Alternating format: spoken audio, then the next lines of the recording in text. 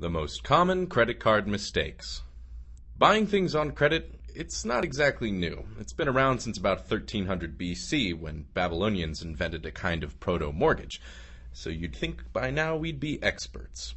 Nope, we still encounter plenty of pitfalls when paying with plastic, and the worst part, even the most innocent misstep can impact your finances. For example, missing out on one payment could drop your credit card score from 60 to 100 points.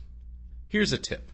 Use a simple calendar, digital, hanging on the fridge, or otherwise, to remind you to pay your credit card bills on time, or sign up with your issuer to receive text or email payment reminders.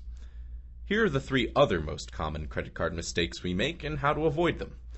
Mistake number 1, paying only the minimum. Paying the minimum amount on your credit card bill satisfies your issuer, but it'll also stretch out the length of time necessary to pay off your debt, and how much you end up paying in interest. Fortunately, you can fight your debt on your own terms. Here's another tip.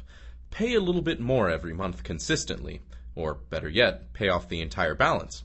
For example, take a $10,000 balance on a card with a 20% interest rate. If you pay $300 monthly instead of $250, you could shave off 17 months and $1,900 in interest. $1,900, that's a really shiny new laptop, or a transmission, or a few months' rent. Mistake number 2, cash advances.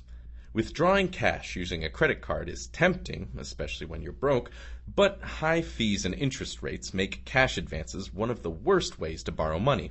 Credit card companies charge hefty interest rates on cash advances, usually about 20% in Canada, and a cash advance fee of about 1 to 4%. Here's another tip. Apply for a line of credit account instead. These generally charge half the interest rate of a cash advance and has no transaction fee. Mistake number 3, getting trapped by annual fees. Most credit card companies offer rewards cards that give you rewards points, cash back, or airline miles, but if you read the fine print, you'll often discover 1, a hefty annual fee, 2, you have to spend an awful lot on your credit card to make these additional fees worthwhile, and 3, if you tend to carry a balance, any rewards you earn will be negated by interest charges. In other words, you'll be paying for those so-called free rewards points. Here's one more tip. If you're in the market for a rewards card, make sure to compare cards and ask yourself these questions. 1, are the benefits really exceptional?